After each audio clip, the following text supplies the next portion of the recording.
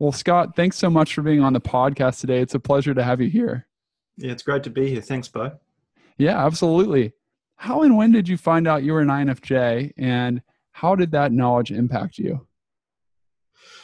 Well, firstly, I think I'd say that I wish I learnt about it 15 years ago when I first sort of embarked on sort of I guess you could say like a formal exploration, looking for truth, wanting to go deeper into life, into things.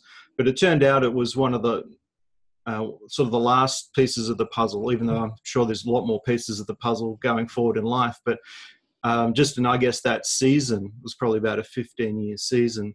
It's something I discovered later in 2012. I was going through a life trauma, you could say, in my mid-30s, and I thought I better go and talk to someone about this and get some assistance.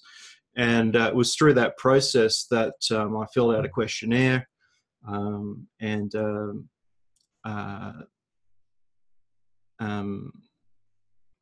it was interesting though, because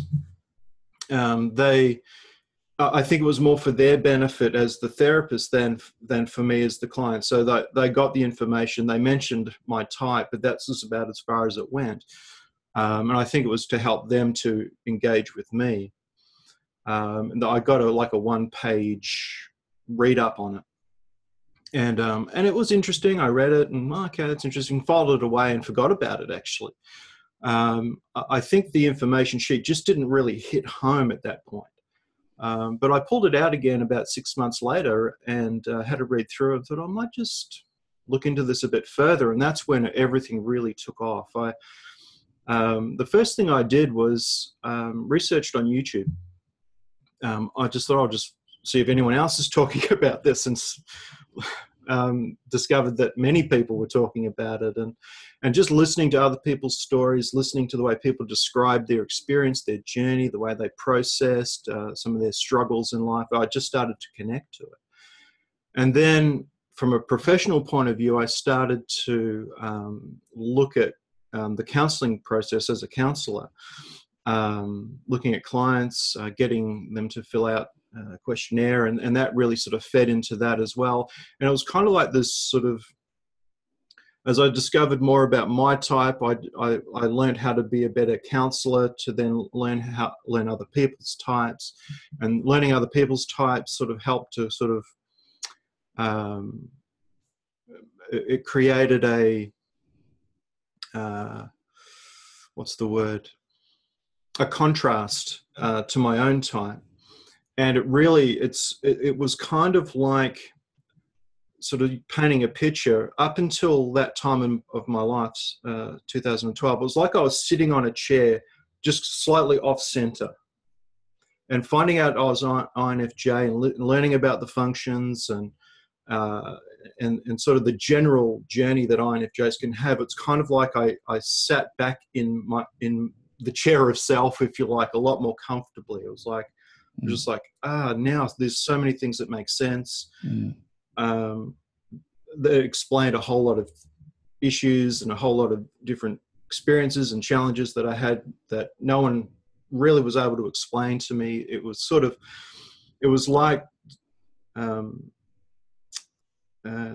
discovering and looking into the INFJ information. The information coming back to me was kind of like affirming me.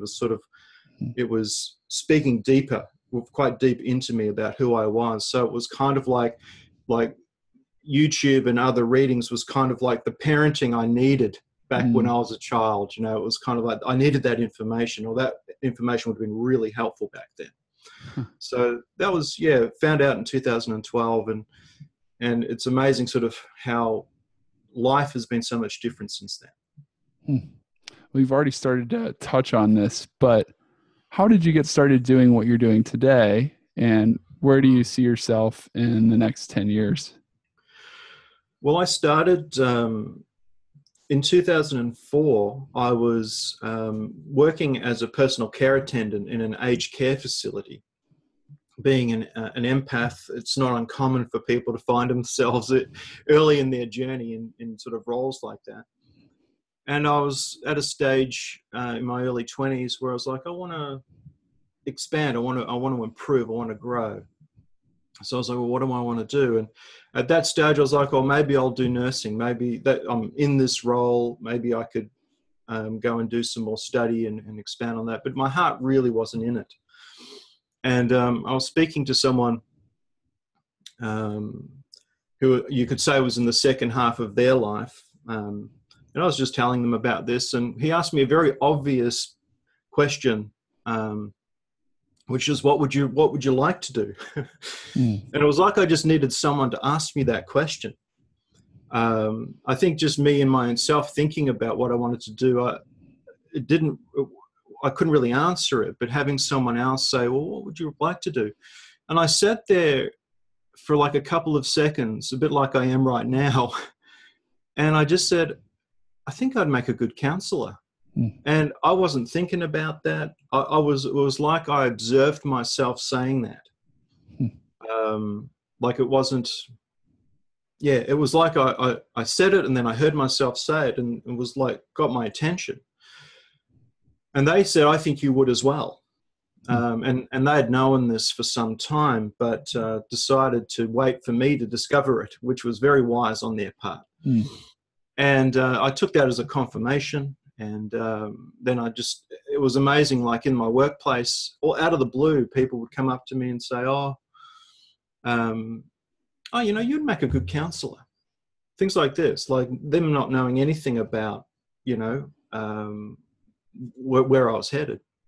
So from there, I did my study, finished at the end of 2008, did a degree in counselling, and then have been practicing since then. And I think I'm heading into my 10th year of professional counselling now, mainly online now, but that's a whole nother story. Well, I kind of want to dig into that story a little bit. How did you gravitate toward doing it online? Well, I think I had the awareness early on as a counsellor that counsellors are very much sort of location bound when they're, the radius of maybe 50 kilometers is kind of their niche market, if you like, for the most part. Whereas, online, the world is available. And I just saw that as a common sense sort of strategy, if you like, or awareness. So even saying that, I didn't initially do anything to build that. I just occasionally would have somebody referred to me from a different state, and we would do Skype. And I don't think if I didn't discover I was an INFJ, I don't think that I would have been as confident heading into online Skype counselling as I am now, because I find the intuition, the introverted intuition, is kind of breaks down the barriers that the Skype counselling creates versus one-on-one counselling. So I started, I saw somebody in a different state, and that kind of just bubbled along while I was seeing a lot of people face to face. And it was actually, I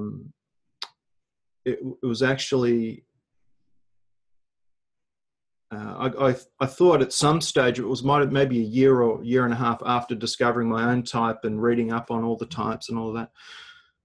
So I thought, I think I might have something to say about all this stuff. I might just put my own ideas out there, or my own discoveries, or, whatever. And I made a video and put it out there. And that has just slowly built over the last 5 years. And so there's been more people that have come to me from overseas and so on. And it was actually meeting my now wife, who was living in the country, and I was living in the city. And I was at a stage where it's hard to describe it, but it was like I was, the season there, let's put it, was closing in the city. The counselling was going great guns. It was fine. It was expanding. It was growing, but it was like I was unsettled in city life, if you like. suburbia city life. So I met my now wife in the country, and we started spending time together. It was a long distance relationship for 18 months. So I'd go into the country and visit, or Kate would come down to Melbourne. And it was, without going into it in a huge amount of detail, there was just this awareness of country life being a lot more suited to me. The quieter life, simpler life. And it was actually something that was sort of building on the inside of me leading up to meeting Kate. Whereas it was like, yeah, I'd like to just live a simple life, grow vegetables and, just kind of live off grid a little bit, get out of the system, if you like, a little more. And so everything kind of just culminated into a moment and a direction. And a lot of conversations, a lot of to's and fro's about who should move, which would be the best option for the both of us. And there were pros and cons each way. And so at the end of the day, it was like, no, it makes sense. And it was having the success with the online counseling that I thought, yeah, this is just as good as face-to-face, if not better in a lot of ways, both for the client and for myself. Yes, different, but not necessarily bad, if you like. That I had the confidence to finish up in Melbourne, take my existing clients online, move to the country, and start that process, which was a bit of a gamble, you could say a faith step or something like that. But it's worked out quite well so far, and so now we're living a quiet life in the country. Counseling online. We're interested in a way of living, if you like, called permaculture, which basically is just using your own property to harvest water and grow your own vegetables and create a food forest and things like this, just to become more, what's the word? I guess self-sufficient, and not reliant so much on the system of the world, if that makes sense. And so that's kind of what's happened. That's the long and short of it, I guess you could say. Real quick, I'm just curious, what is your wife's personality type? Kate is an ISFJ. Yeah. Excellent. Okay. Yeah. And it's worked out really well. Because my initial, if I could just share this, my initial concern when we met was maybe the SN sensor intuitive might have, been a bit of a problem. But it's actually, I would call, Kate wouldn't mind me saying this, an old soul ISFJ. There's an openness to the depth of things, if you like. And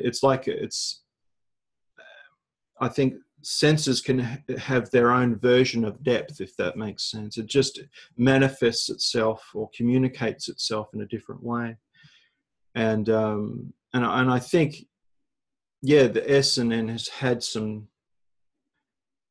challenges along the way, but because we're very aware of it, both being interested in personality type, we know what it is, and for the most part, and we can communicate that, and it sort of helps us to avoid unnecessary conflict for the most part.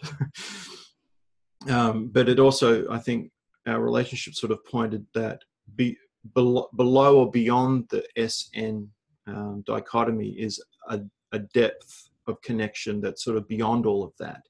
That is what really knits us together and sort of helps to eliminate, I think, some of the challenges that the SN divide could have. That's awesome. My wife is an ISTJ, so we also have that same SN, as she is a dominant sensor and me as a dominant intuitive like you two. It's a nice balance, but there is a lot of potential for headbutting there that does sometimes happen as well. That's true.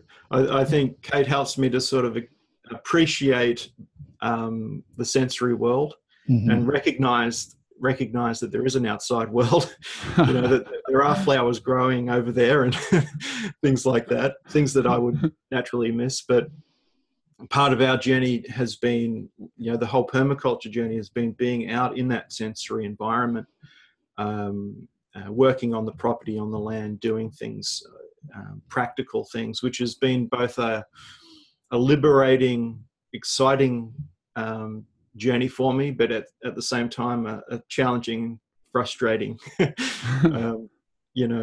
part as well, part of the journey as well. But I think it's sort of that second half of life kind of rounding out the personality type and moving in directions that don't necessarily come as as natural or as comfortable, but can be just as equally rewarding as our sort of more comfort zone introverted intuition. Well, Scott, you've created a bunch of content for INFJs on a variety of topics that I think are very interesting and will be helpful to you who are listening. So if you're watching this or listening to this today, we're going to touch on those topics, a variety of topics. And the first that I would like to ask you about is this: what are some common struggles INFJs need to overcome to become who they really are? Yeah, it's a really good question. I think there's two sort of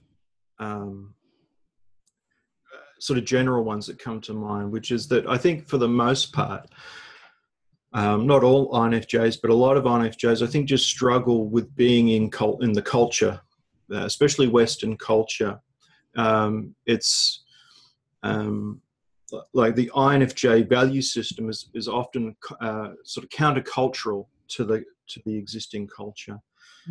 And that can bring a whole lot of struggles about, in the workplace, in school, family, all of these sorts of areas of life can be a struggle, because often the INFJ is not even aware that they're struggling, because no one's sort of identifying the difference. The people might be aware that there's a difference, but don't even have the language to sort of unpack it. And so INFJs can often feel quite alone in their journey. So I think on that level, that's certainly true. So just living in this world can be a struggle for INFJs, but discovering the INFJ personality type and all of that helps change or help the INFJ to cope with all of that. But I think on a deeper level, I think one of the main struggles is sort of, in a sense, discovering, rediscovering, reconnecting with self. Who am I? Kind of question. Regaining relationship with NI, and I'd say sort of taming FE. Now, I'm being a bit stereotypical in this struggle I'm describing, but I think a lot of INFJs would identify with this. That it's whether an INFJ has had a very stable, secure childhood upbringing or a disorganized, chaotic one. Both INFJs, if you like, can still have their struggle with fitting in the world, and that sort of that contradiction or dichotomy of being in the world but not feeling like they're a part of the world, and all of that sort of thing.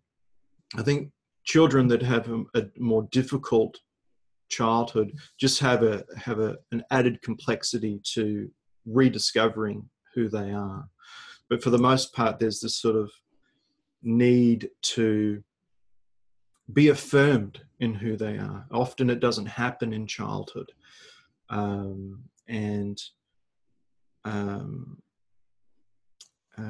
Just let me get my train of thought. So yeah, it's like that, the mirroring. As children, we need to be mirrored back to ourselves, who we are, from our caregivers, to have a reality.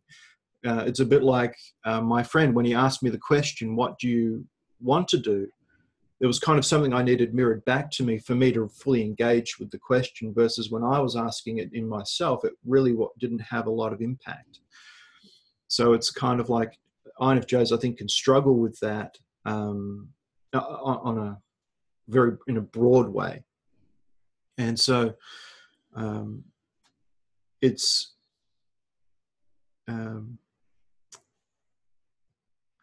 about coming back to the INFJ. Sorry, I might be repeating myself here, but the INFJ often doesn't have someone in their lives that is mirroring back to them their deeper self. how they think, how they see the world, how they struggle with what they're seeing and what they're feeling and so on. I think a lot of children can struggle with that, but INFJs, because of that introverted intuition, extroverted feeling package, can struggle with this in a more profound way. So often it's INFJs growing up in some adult, it may be early adulthood or somewhere in their adulthood, where they almost led to the INFJ, the MBTI, and that becomes the parent. That becomes the affirmation that they needed, the normalizing, this is normal, that's normal, you know, there's other people struggling with this, you know, that sort of thing. And so then so it's about sort of having an opportunity to have the INFJ's reality mirrored back to them, so that it becomes more real on the inside. It's like it becomes alive once it gets mirrored from somebody else. And then from there, it's kind of like, now that the INFJ is kind of sort of sitting more comfortably in their own skin, now they are in a better place to engage with life, its problems, maybe some of their own unresolved issues, because they're now kind of more comfortably in themselves to do it, versus maybe up until that point not really fully sitting properly in themselves. And so looking at their problems from other people's perspectives, from the way the world sees problems, the way the world sees the world, and the INFJ, through their extroverted feeling, wanting to conform or to sort of fit in that, and it not really sitting right. And so it's it's about the INFJ getting back to themselves, how they see the world, how they take in the information, how they engage with the world, and honoring that, and in a sense becoming their own parent, you could say, like taking care of themselves, taking care of you know, what works for them, recognizing that the way others will deal with a specific problem might be very different to the way that they want to deal with it or respond to it, and that's okay. They can do it their own way, their INFJ way, you could say. That's a very long fascinating. answer. No, that's great. I was just thinking, do you think this is one of the main contributors, aside from the fact that the INFJ personality type tends to be the rarest, for why INFJs feel so alone, because they don't have someone who's mirroring back to them the fact that it's okay to be the way they are?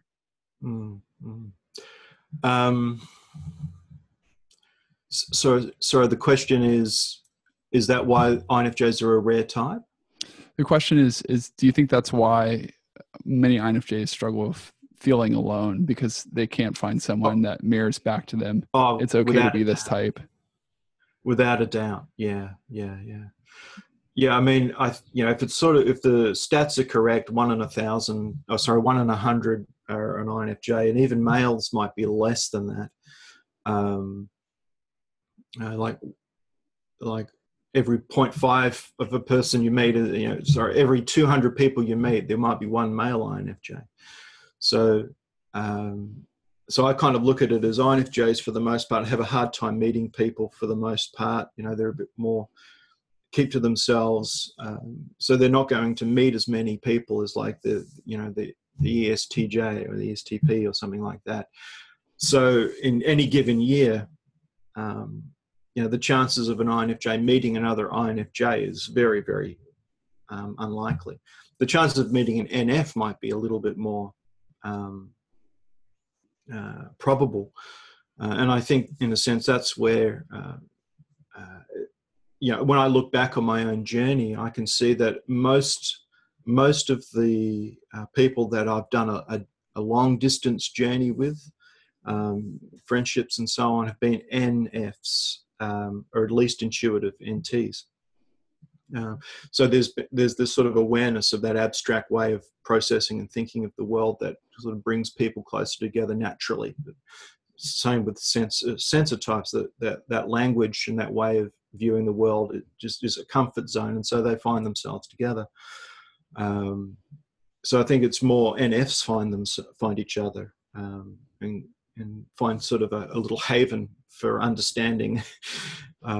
Yeah. Let's talk about an INFJ's greatest strength for a little bit, introverted intuition. How do INFJs use their introverted intuition, or what's often called NI, or abbreviated that? Yeah. It's a really interesting question, because I often think that, what every INFJ might have a different answer to this question, but maybe there's some commonalities, or some ways that most INFJs will connect with it. Some of the ways I describe it is that it requires indirect attention. And I sort of picture it's like a parent talking to a friend at the table, but keeping one eye on their child in the corner playing, making sure that they're safe. But that indirect attention is not divided. It's a complete system. And so, when an INFJ is in a conversation or engaging with something, there's this awareness that there's something else within them that is processing information. The way I first started to discover it, I remember talking about it when I was in college, where I'd be writing an essay or something, and all of a sudden this idea or this connection would just appear, and I would try and talk to people about that at college. There's sort of some of the things, and I kind of got a lot of blank sort of stares, like they just couldn't connect with it or whatever, and it just kind of went out there and just landed flat on the floor. And so there was nobody there to sort of mirror that back and have that affirmation. That's how I first discovered it. But a good way I like to illustrate is like the eye, that there's a blind spot in the eye, and that when we look directly at something, you can do this at nighttime. Sometimes when you look at a light in the distance, if you look directly at it, you can't see it anymore. But when you move your eye slightly to the side, you can see it. You can see the light. And so it's almost like NI requires an awareness of it without really focusing on it, because it has a life of its own. It can't be forced to move or to come up with things. It's almost like it needs space to operate. And so some of the way that I kind of connect with it or allow it to happen is it's like having faith in it, trust in it. I just engage with something, reading a book, watching something, and this other narrative, this other information just sort of starts to bubble up. And I start to be curious about things, start asking questions. What's really going on there? What's that about? What's happening here? So that's another way that sort of engage with it, if you like, in an indirect way, to allow it to start to inform myself. Another way of sort of describing it could be that it appears contradictory to what's actually happening. Could be talking to somebody, often maybe say this in some of my videos, be talking to someone and they're appearing happy and excited, but the intuition says, no, they're distracted by something. They're struggling with something here. There's a sadness underlying everything that's being said here, but on the surface, it's not being shown. So it's often a narrative that could contradict what's being displayed on the outside. Another way of describing it is like the sort of pre, during, and post-processing NI. There's going into a situation, going into life, whatever, there can be this sense of something. There's awareness. So I think it might go this way. I think it might go that way. Or I think they're up to this, or I think something's happening here, or whatever. And so there's that awareness of that going into a situation. I often found for me, looking back, and I think INFJs sort of initially discovering who they are, can have this become aware, I should say, that in the moment, their FE is often leading, creating harmony, and the NI is in the background, kind of gathering its information, but not. It could inform the moment to some degree, but often I've found, I don't find this in counseling, but I think of just my own life, there's a sense of wanting to build harmony first, and then going away and NI kind of catching up with the conversation or the situation that is there, and starting, hang on, what was that? And yeah, I don't know, what's that? What was that comment about? What? And it's kind of like NI begins to sort of process the event. So this post-processing NI that fully informs the situation. And that can be a frustration, I think, for some INFJs, where they're like, they agreed to something in the moment to create harmony, but later are like, hang on a second, I think I'm being taken advantage of here. I just, or something along those sorts of lines. So I find it's this sort of, I think anyone can actually develop this part of themselves. I think INFJs just have an advantage with introverted intuition about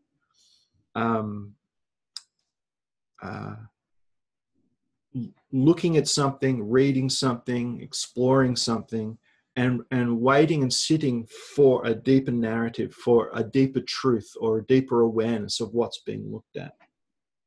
And I think INFJs, if they have an advantage, it's their ability to grab onto that information. And I often find in counseling, and I think I've mentioned this in a video or two, where there'll be a sense of something almost straight away that I'm aware of with the client that turns out to be true as a session sort of unfolds. Sometimes, and it's almost not exhilarating, it's probably too strong a word, but there's a sense that there's something there.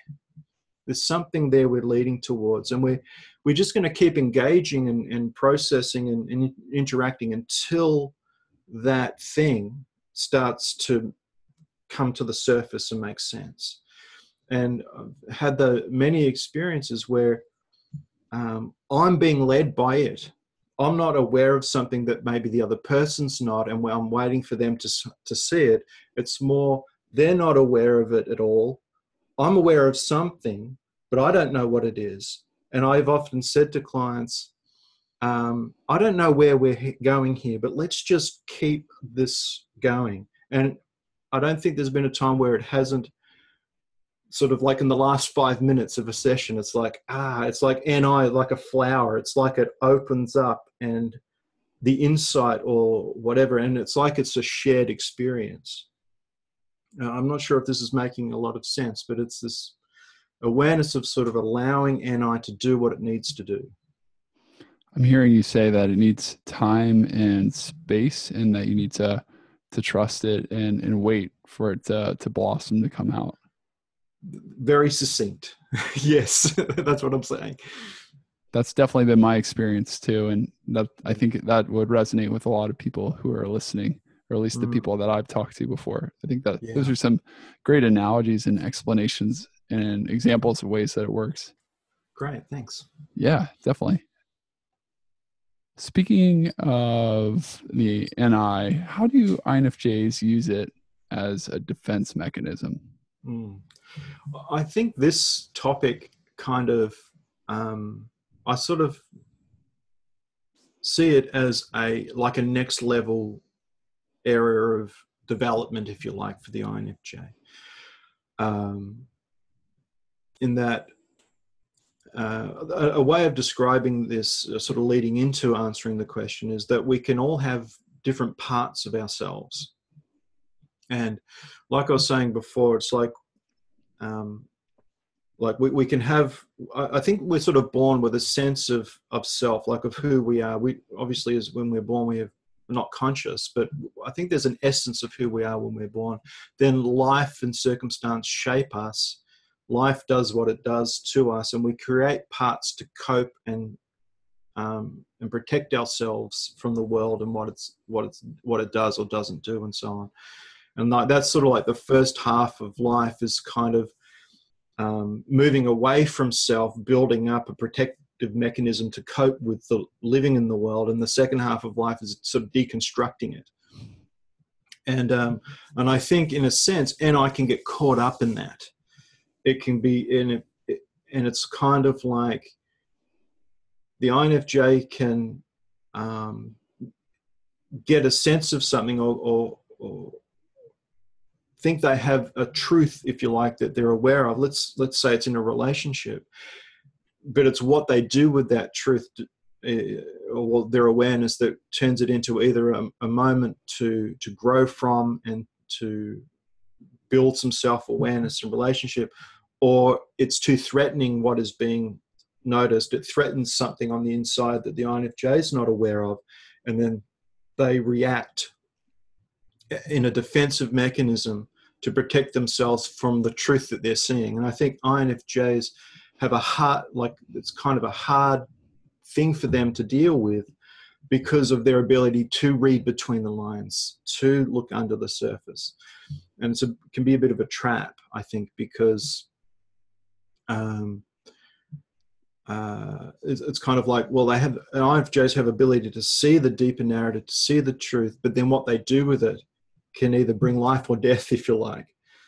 And I've seen NI, and even looking back on my own reactions to things at times, NI can be like a curiosity, a calmness, an awareness of something, and an openness to explore it, to ask some questions, to share what they're feeling about what they think they're seeing, and engage with the other person, which can be life-giving, or it can be used as a weapon. It can be used as an accusation, as a sort of an accusational message. It can have a coldness to it, and it's kind of like pointing out truth, but pointing at the person. You could say almost judgmental. And that kind of defense, it's like using truth as a defense mechanism, is kind of an interesting idea, that it's hard to see both from other people and for the INFJ, because there is a sense, no, this is true what I'm saying, so that's like the end of the story. But for the other person, it can stitch the other person up, because they might go, yeah, you're right, but like, this isn't helpful. And the INFJ knows that it's, let's say they believe that it's truth, can't see that actually they're being threatened by something. There's something they're not acknowledging on the inside that's causing them to be defensive about their truth, as opposed to curious and open about it.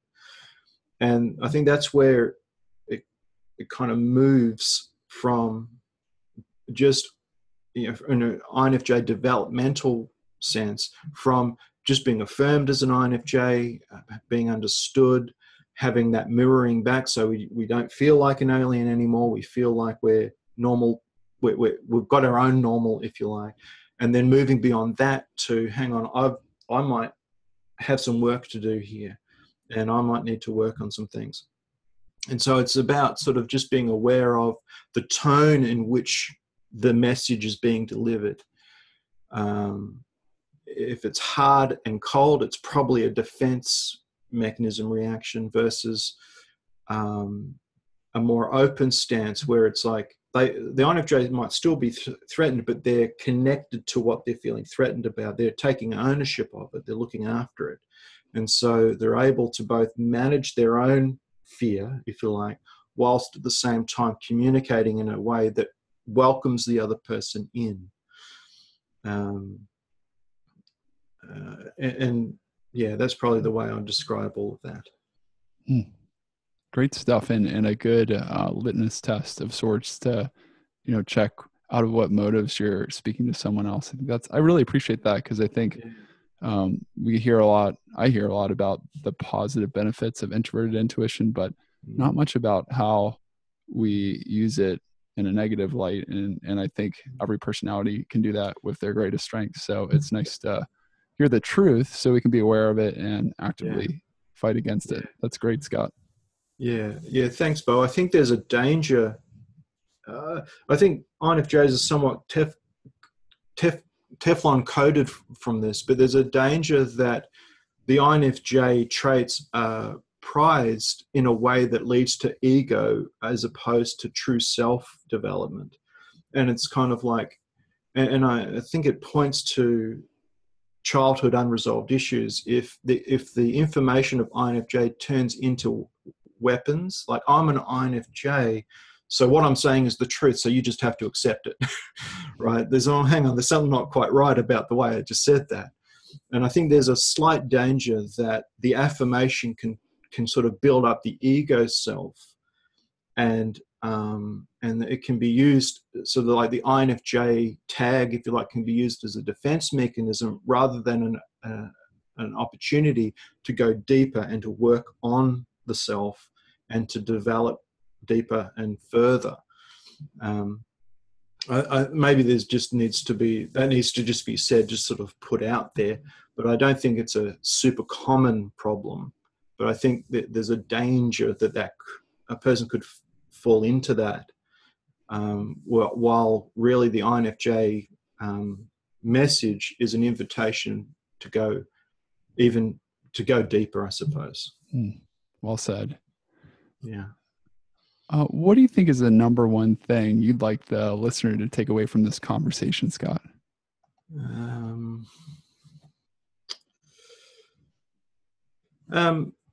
I think two things. One is kind of follows on, I think, from what we just said. That I think INFJs has a frequency of truth, meaning you've got two different types viewing a situation. The INFJ will see it from one perspective, the other will see it from a different perspective. Both are right. Both can be right about it, but and yet you share the information, and it's like different planets. And I think part of the journey for the INFJ is recognizing that the frequency that they're able to connect into is very, very different to others. And it's about both learning to recognize that, but at the same time, not believing it straight away, especially in the early stages of sort of connecting and understanding introverted intuition, is staying curious, open. Am I seeing this correctly? Checking it out with others, exploring it in some way to sort of hone its accuracy and, see if it is accurate. And then once the INFJ is settled that, I think I'm seeing this accurately, is trusting that and moving in that direction. It's most likely going to work out for them because they're now connected in with a process that works well for them. They've developed it to an extent that they can trust it, and then they can start to move in that direction. To the rest of the world, it's going to look potentially off the wall. Like, what? You're doing that? You're making that decision? Because of that? How does that work? A lot of people don't see the logic, if you like, the INFJ logic of things. But in addition to that is also learning where not to try to convince others of that truth. And I think it can be another trap for INFJs in trying to convince others of what they know or the way they see things, and just accepting that others aren't going to see it that way, and hanging around, if you like, to try to convince. Huge amounts of energy can be wasted. So I think it's about the INFJ honoring the truth that they've come to and taking action on that. The other thing I wanted to say is trusting in the process of life, if you like, because I think a lot of INFJs, I've seen it in the comments of a lot of my videos, I wish I discovered this 20 years ago. I wish I discovered this 30 years ago. I think I said it at the start of this conversation. I wish I knew about it 15 years ago. But I don't think those are accidents. I think it's okay that we discover some of the stuff when we do, and just trusting that life has a process. And I kind of like to think that INFJs, regardless of whether they know they're INFJs or not, or discover it later, they're living that narrative regardless. They are being led by who they are, and that all things can work out for good with the right attitude and the openness of just accepting the timing of things when things happen. I look at my own life and think, man, why did I have to spend 5 years going through that? Why why did that happen? I was asking these questions 15 years ago. Why did I have to go through all of that life experience before some of these answers came to me? And I sort of just trust that there's a deeper, bigger narrative going on beyond even NI, if you like, that is trustworthy. And just being open to being led by that almost sounds kind of, I guess, spiritual or something like that. But I guess that's okay. Absolutely. And that's encouraging, I think, for the listener. I know it is for me. That's great to hear. What have you been reading lately, Scott? What have you been reading or learning lately? Yeah, I recently discovered a guy on YouTube. I saw some of his talks. His name's Richard Rohr, R-O-H-R. And he's a contemplative, like Christian mystic type person. And I was watching one of his videos, and it was one of those videos where I was like, yes, that's it. That's what I've been saying. That's what I've been believing. It's like a confirmation video for an hour and a half of just, I've been saying this, and it was almost like he's also saying it. So it gave it a little bit more solidness, if you like.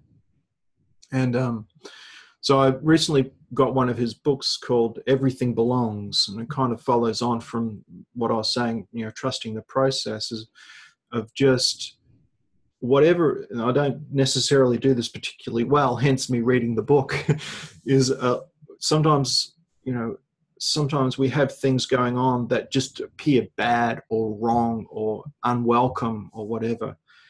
And we can sort of have this dualistic thinking. This is either good or bad, rather than, no, this just is what it is, and I just need to engage with it, and there's something here for me to learn and grow through. I don't like dealing with this person, or I don't like having this circumstance, or I don't like what's going on here. But I'm not going to live from that place. I'm going to choose to just engage with it in almost like a non-judgmental way. Like, it's neither good or bad, it just is. And I think this book, I've only sort of just started it, I think it's going to speak to a lot of that. And that getting out of that right, wrong, good, bad thinking brings us into like a deeper awareness of being curious and asking the why question. Why is this happening? What's the why behind what's going on here? I think it's a very powerful word, why. Not an accusational why, but like, what's the why behind some of the things I'm going through here?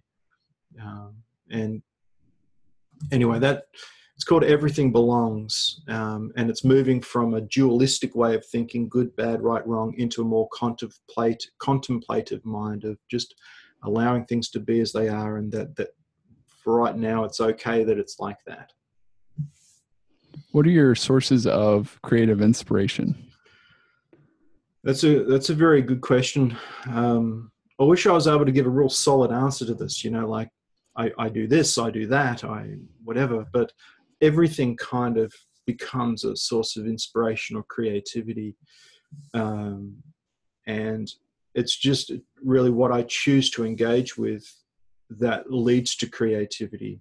So reading this book I'm reading, as I start to read it, I start to have, thoughts and, start stringing ideas together, or watching a video, having a conversation, just sitting with a thought, and I just all of a sudden answers a question that I didn't know I was asking.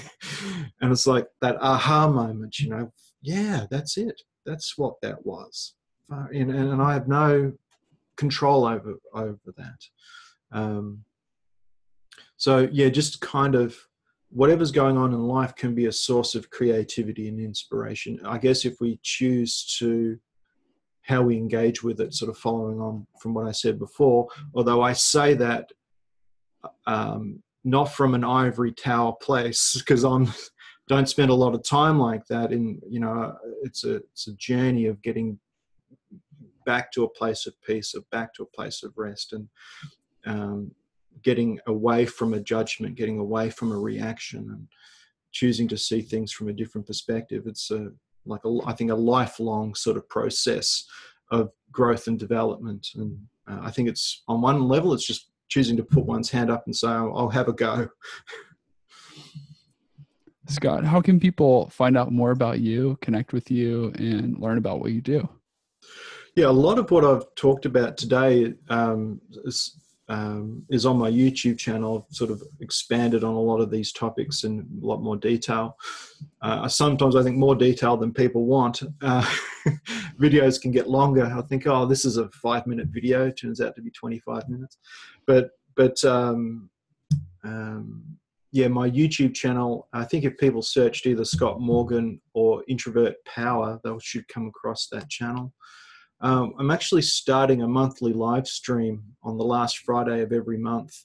I'm going to call it the Inside Outers live stream, if you like. And it's really just an hour or an hour and a half of just talking about how to live life more from the inside out. It's certainly, I think INFJs will certainly connect with it, but it's really for anybody that's kind of wanting to deepen or broaden their perspective on things and see things from a different place and resolve things, go deeper into themselves and so on. And so that'll be happening. Sorry, I should say it's the last Friday for me. It's the Thursday night for people in the US. If people are interested in the counselling services that I provide, my website, scottericmorgan.com. My website has sort of the areas that I counsel in and other information there. There's a blog there with a few articles in it as well. So that's where people could find more out about who I am and what I do. What platform will the live stream be on? It'll be YouTube. Yeah. Excellent. Well, Scott, thanks so much for being on the show. It was a pleasure hearing from you. Yeah, great. Thank you for having me on. It's been a pleasure to be able to unpack all of this with you.